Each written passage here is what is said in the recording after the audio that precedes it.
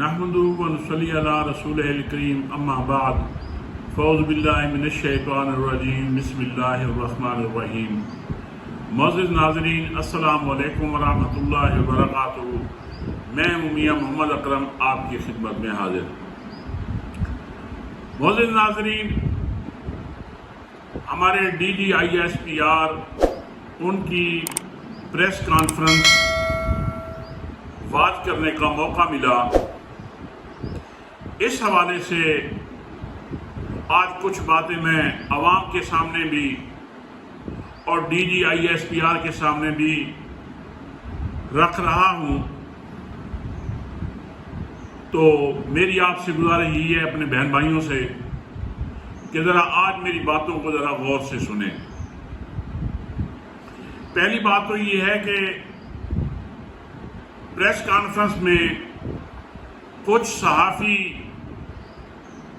ایسے بیٹھے تھے کہ دل سے دعا نکلتی تھی کہ اللہ ان سے راضی ہو جائے، کہ انہوں نے کچھ ایسے سوالات کیے DGISPR سے کہ جو مجھے بلکہ 25 کروڑ عوام کے دلوں کو چھو لینے والے تھے، اور ہمارے DGISPR وہ اس طرح کے جواب دینے کی ناکام کوشش کر رہے تھے کہ جن سے PDM کی جماعتوں کے دلوں کو، PDM کے لوگوں کے دلوں کو وہ جواب موہ لیں، یعنی کہ موہ لینے، دلوں کو موہ لینے والے جوابات دینے کی وہ کوشش کر رہے تھے۔ پہلی بات جو انہوں نے یہ فرمائی کہ کئی دنوں سے ہمیں اطلاع تھی، کئی دنوں سے یہ ایک پری پلان تھا، جو 9 مئی کا واقعہ یا سانحہ پیش آیا، تو میں ان سے یہ پوچھتا ہوں کہ جب آپ کو اتنے دنوں سے پہلے پتا تھا تو اس کے لیے آپ نے کیا تدارک کیا؟ پہلی بات۔ اگلی بات یہ کہ ہم نے ری ایکشن نہیں کیا ایک حکمت کے تحت۔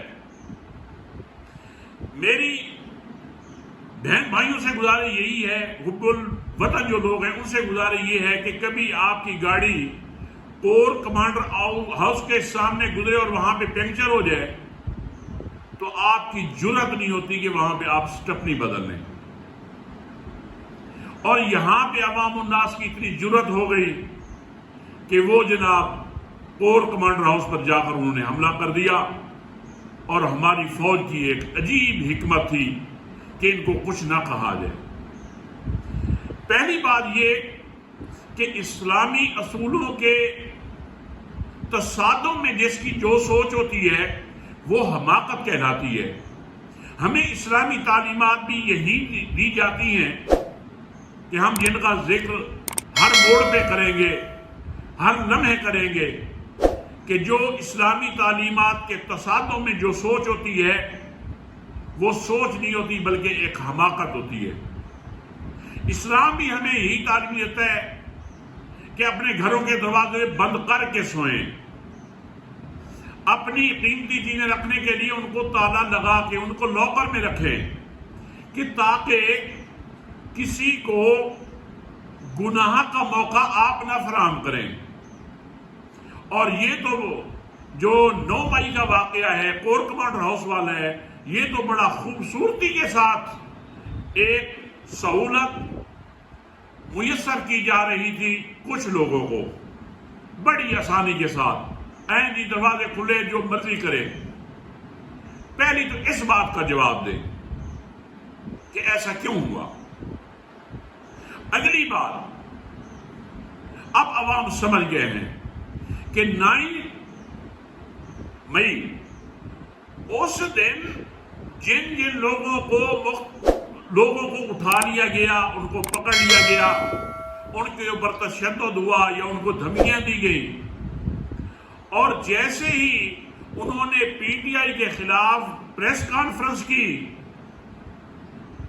ان کو معصوم بنا دیا گیا، بلکہ ان کو حج کے سرٹیفکیٹ دے دیے گئے کیا یہ بات یہ کوئی بایو سائنس کا معاملہ ہے؟ یہ ایک عام آدمی، سیدھے سادے آدمی کی بات یہ سمجھ میں آ جاتی ہے۔ اگر یہ دیہاتوں میں جیسے جیوریز ہوتی ہیں، پنچایت ہوتی ہیں، یہ تو اس لیول کی بات ہے، ان کو بھی سمجھ آ جاتی ہے کہ ایسے کیوں ہوا۔ اگلی بات، ڈاکٹر یاسمین راشد صاحبہ، ہم نے خود اپنی آنکھوں سے دیکھا، عوام نے دیکھا کہ وہ لاؤڈ سپیکر کے ذریعے بار بار پبلک کو یہ تنبیہ کر رہی ہیں کہ خدا کے لیے کور کمانڈر ہاؤس میں نہ گھسیں۔ یہ تو دلیل ہے، ویڈیوز ہیں، ثبوت ہیں، وضاحتیں ہیں، لیکن اس کے باوجود بھی ان کو اٹھا دیا جاتا ہے۔ یہ ذرا اپنے ضمیر سے بات کر کے دیکھ لیں کہ آپ کا ضمیر کیا کہتا ہے۔ اب دیکھیں کہ جب یہ حالات ہوں گے، آپ نے یہ فرمایا ایک اور بات کہ جو انٹرنیشنل لیول پہ انسانی حقوق کی جو پاکستان میں خلاف ورزی ہوئی، یہ پروپیگنڈا ہے۔ یار حد ہوتی ہے بات کرنے کی بھی۔ چیف صاحب ذرا سنیں کہ یہ ان کی باتوں میں نہیں، لوگ چشمدید گواہ ہیں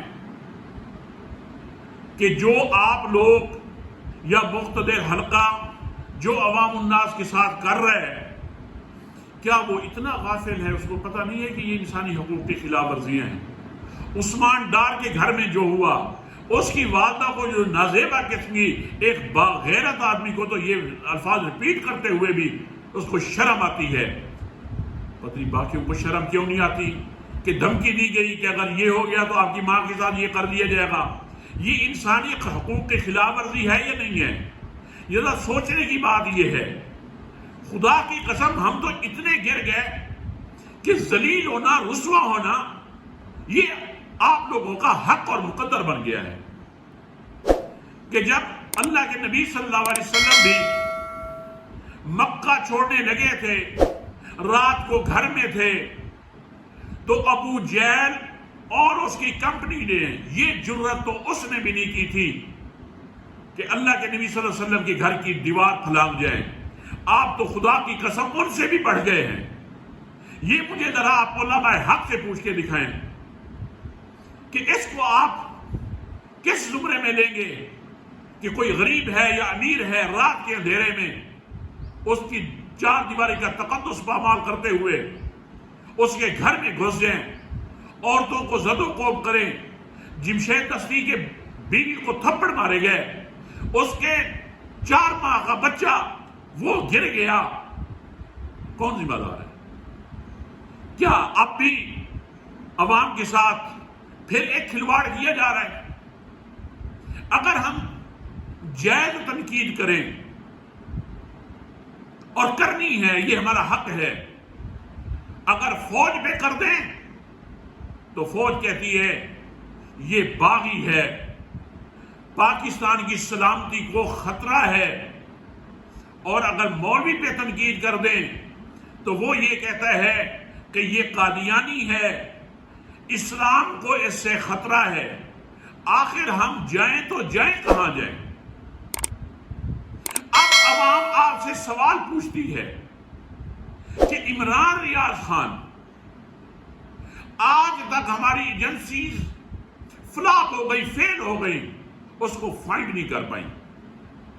پاکستان 71 کے بعد سے آج تک پاکستان جن سانحات دو چار ہوا، آج تک ان کی رپورٹ پبلک نہیں کی گئی، عوام کو نہیں بتایا گیا۔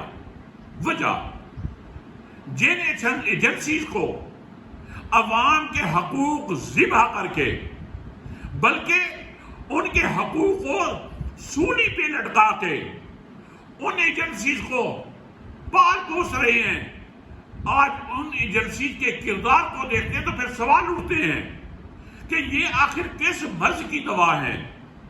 ان کو کیوں رکھا گیا ہے؟ کہ پاکستان میں ایک صحافی اٹھا لے جاتے پتہ نہیں ہے، کہا جاتا ہے اس کو افغانستان میں لے گئے، پتہ نہیں ہے۔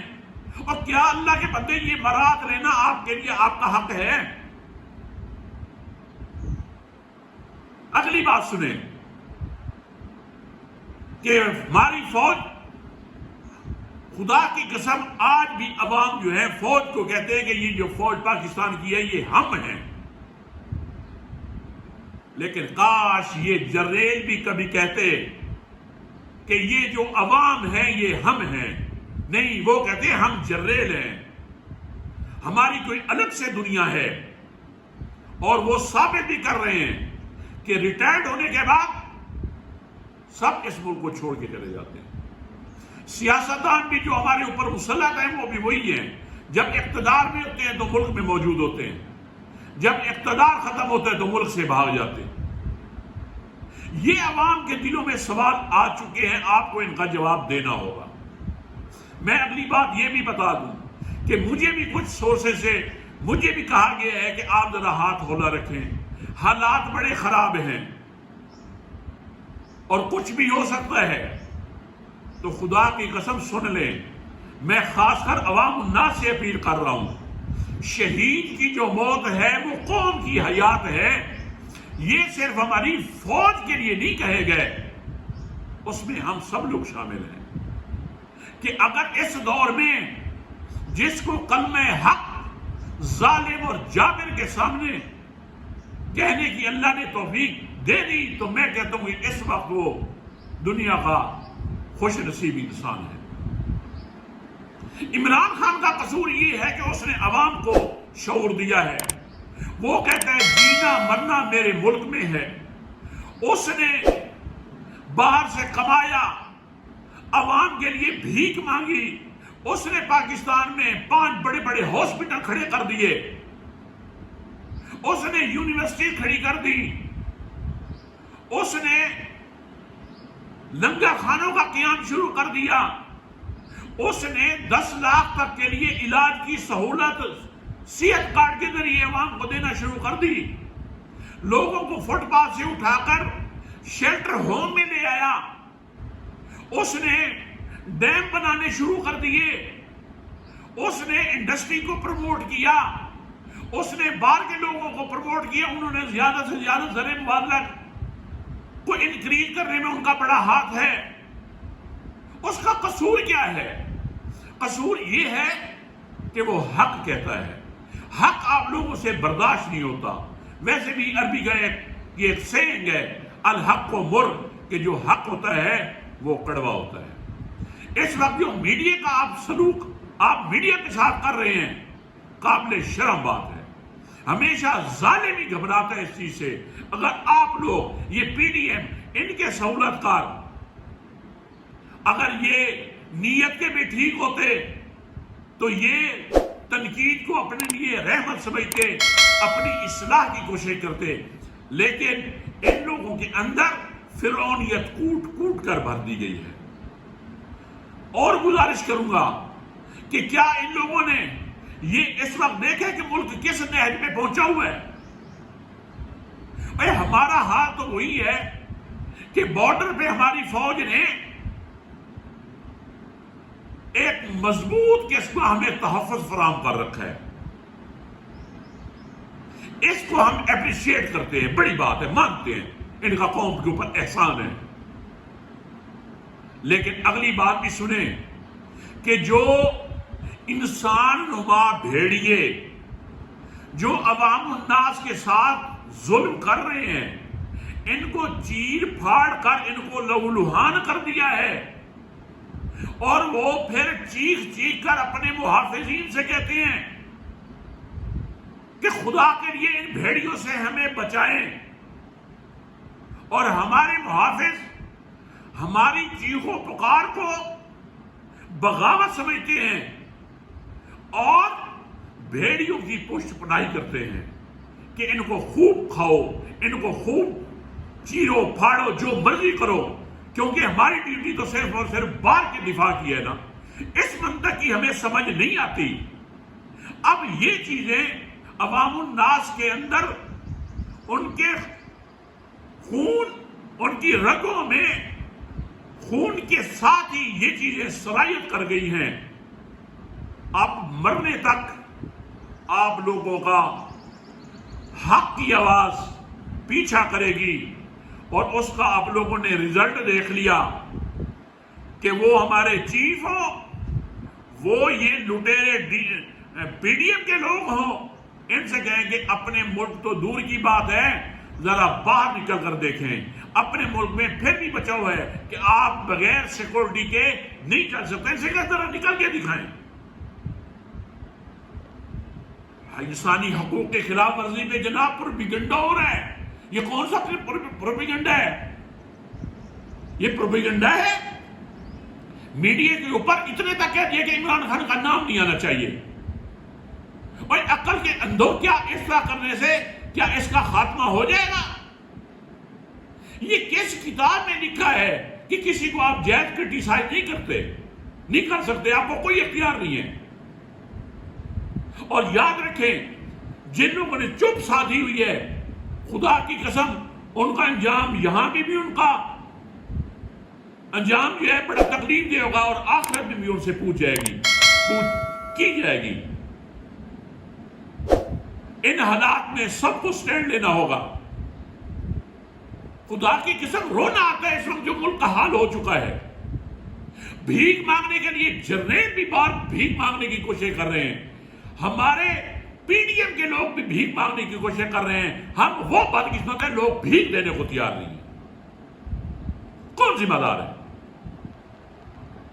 پاکستان کے قیمتی اثاثے جو تھے وہ گروی رکھے جا رہے ہیں، سی پورٹ دے دیا گیا ہے، ایئرپورٹ کی بات ہو رہی ہے، امریکہ کا جو ایک ہوٹل تھا اس کو لیز پہ دے دیا ہے۔ چاہیے تو یہ تھا کہ جن ظالموں نے اس ملک کا نقصان کیا، اس ملک کا بٹھا بٹھایا، اس ملک کا ستیہ ناش کیا، عوام کو غربت کی لکیر سے بھی نیچے کی طرف دھکیل گئے، چاہیے تو یہ تھا کہ ان کی اپنی پراپرٹیز گروی رکھی جاتی۔ لیکن افسوس کہ پبلک پراپرٹی جو ہے، ملک کی جو پراپرٹی ہوتی ہے وہ پبلک پراپرٹی ہوتی ہے، اس کو رہ رکھا جا رہا ہے۔ کیا اس بات پہ نہ اٹھے کچھ عقل کے اندھوں کو؟ تھوڑا سا پچھلے دنوں میں ڈالر تھوڑا سا نیچے کی طرف سرکا، باتیں کھیل گئی، خوشی کے جناب مصنوعی انداز اپنائے جا رہے ہیں کہ دیکھیں جناب اب دیکھیں کیسے ڈالر نیچے آتا ہے اور اب ہماری معیشت مضبوط ہو رہی ہے۔ بھائی عقل کے اندھو، اب عوام کو یہ نہ سمجھاؤ کہ گھر میں جس کے پاس ایک موٹر سائیکل ہوتا ہے وہ کہتے ہیں اس دفعہ اس موٹر سائیکل کو بیچ دیتے ہیں، تو چند دنوں کے لیے جب تک موٹر سائیکل کے پیسے ہوتے ہیں تو عیاشی کے لیے سامان مہیا ہو جاتا ہے، لیکن وہ ہمیشہ کے لیے لانگ ٹائم پیریڈ کے لیے اس کا نقصان یہ ہوتا ہے کہ پھر موٹر سائیکل کے بعد گھر کی کسی اور چیز کو بیچا جاتا ہے، پھر اور چیزوں کو بیچا جاتا ہے، آخر ملک کا بیچنا اور کیا ہوتا ہے؟ ملک کا بیچنا بھی یہی ہوتا ہے۔ آج ہمارا حال دیکھ لیں، معیشت میں کوئی بات نہیں کرتا۔ میاں نواز شریف کہہ رہے ہیں کہ جناب دہشت گردی ختم ہو گئی، اور سب سے بڑی دہشت گردی تمہاری اور تمہاری پالیسیاں ہیں، تمہارے سہولت کاروں کی کاروائیاں ہیں، جیسے پوری کی پوری قوم دہشت زدہ ہے۔ اور دہشت گردی جو دوسری ہوتی ہے اس میں تو پتہ ہوتا ہے دشمن سامنے ہے، اور ہمارے ساتھ تو وہ رہ کے جو اندر سے دشمن بن کے عوام کے ساتھ جو سلوک کر رہے ہیں۔ اب عوام کو بولنے کی بھی اجازت نہیں ہے، میڈیا پہ پابندی ہے، یہ ظالموں کا وتیرا رہا ہے، یاد رکھیں۔ اگلی بات میں آپ سے یہ کروں گا کہ کیا آپ ہسٹری پڑھ لیں کہ ظالم کبھی کامیاب ہوا ہو، وہ ذلیل بھی ہوتا ہے، رسوا بھی ہوتا ہے، یہ اللہ کا نظام ہے۔ اس وقت جو عوام کے ساتھ ہو رہا ہے، ان سے پوچھیں کہ کبھی کسی نے اپنی عیاشی میں بھی کچھ کمی بیشی کی؟ ان سے یہ پوچھیں جس بندے کو ایک دو وقت کی روٹی میسر نہیں ہے، ان کے رہن سہن کیا ان کے لیے حلال ہے؟ کسی علماء حق سے پوچھیں۔ یہ حرام خور ہے۔ اگر عوام کی ضرورتوں کو پورا نہیں کر رہے، وہ سہولت کار ہوں یا پی ڈی ایم ہوں، یہ سارے مجرم ہیں، ان کے لیے یہ حرام ہے، حرام ہے، حرام ہے۔ اور جس کے اندر حرام اتر جاتا ہے وہ حرام کام ہی کرتا ہے، حلال کام کی اللہ اس کو توفیق بھی نہیں دیتا۔ اور میری آخر پہ تمام اپنے پاکستان بہن بھائیوں سے گزارش یہ ہے کہ پہلے تو میں کبھی نہیں کہا کرتا کہ یہ میرا ایک دکھ تھا، ایک درد تھا، اس کا میں نے اظہار کیا۔ اگر اس میں کوئی توش بات یا غلط بات نکلی ہو، زبان سے کوئی لفظش ہو گئی ہو، اس کی میں معذرت چاہتا ہوں، اور ایک گزارش کرتا چلوں کہ اس میری ویڈیو کو آپ نے سبسکرائب بھی کر رہے ہیں اور اس کو لائک بھی کرنا ہے اور اس پہ کمنٹس بھی دینے ہیں۔ میں یہ سمجھوں گا کہ میرے بھائیوں نے میری حوصلہ افزائی کی۔ اللہ سے دعا کروں گا کہ اللہ تعالی ہم سب کا حامی و ناصر ہو۔ اسی کے ساتھ اجازت چاہتا ہوں۔ السلام علیکم ورحمۃ اللہ وبرکاتہ۔